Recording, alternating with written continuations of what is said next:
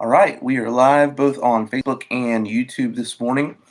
And again, getting a little bit later of a start this morning, but that's okay. Last time I got a little bit later for start, we actually had more people on here than when we got started earlier. Whether that'll happen today or not, I don't know.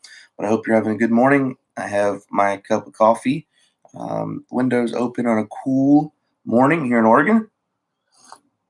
So I'm ready to get the day going, and glad you could join us this morning for 5 minutes or more with Pastor. As we get into these Psalms, some of them certainly get longer. Some of them are not as long. But ones like today, Psalm 27 have 14 verses in it, whereas Psalm 28 has only 9 verses in it. Psalm 29 has 11. 30 has 12, but then Psalm 31 has 24, and then the next one has, but then we come up on some of these other ones that are shorter. And so sometimes the hard thing to figure out to do is whether in one 5 minute video or not to shoot through the whole psalm and teach about something in there, but or just to choose one section of it. And this morning, I'm just going to choose one verse. There's one verse that stood out to me in Psalm 27 that I want to share with you, and we'll look at it this morning. Psalm 27 and verse 4 says this. The very first two words say, one thing. And I want us to think about that word for just a second.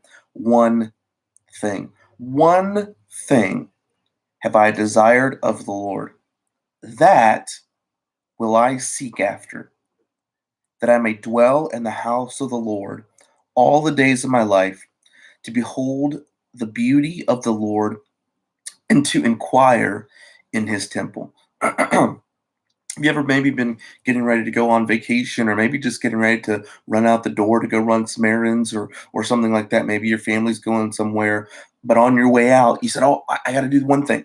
I got to get one thing done really quickly."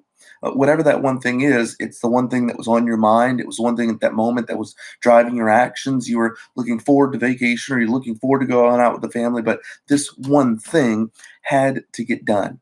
In Psalm 27 and verse 4, David, who we know is a man after God's own heart, has written this down. He says, this one thing will I seek. Now, today, we call that a goal.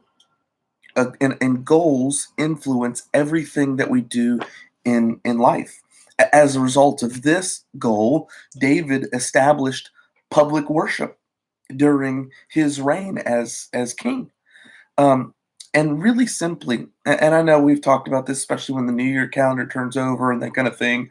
But I encourage you to establish, if maybe not a goal, a life goal, or a goal for the year, establish a life verse. For instance, mine is Romans 8:28, and we know that all things work together for good to them that love God, to them who are the called according to his purpose. I also many years ago got one of these books, and it gives me an opportunity to write down. I'll share it with you, some purpose statements and some vision statements. And so um, I wrote this down. The purpose of my life is to glorify God by allowing him to conform me to the image of Jesus Christ, by loving my wife and giving myself for her like Christ did for the church, by raising my family in the nurture and admonition of the Lord, and by impacting lives with and for the gospel of Jesus Christ. And even though that's not a Bible verse, I tried to make it biblically based, and there's some vision statements that come off of that. And one of the reasons we do that, one of the reasons I encourage you to have a life verse, or one of the reasons I encourage you to maybe write down a goal or purpose or vision, is that in times of difficulty, it will help build up your steadfastness. And it's something you can go back to and say, all right, even though this is going on, I got to remember this is the goal. This is the purpose. Or as far as a life verse is concerned, this is a reminder that even God's going to even use this situation for my good and for His glory. And so those things, those biblical verses, those biblical anchors, help us to maintain some steadfastness to overcome the obstacles in our life. David said, "One thing will have I desired of the Lord, that will I seek after." Can I ask you a question? Real simple question this morning. What's your one thing? What's that one thing? Hope you think about it. Hope you come up with something.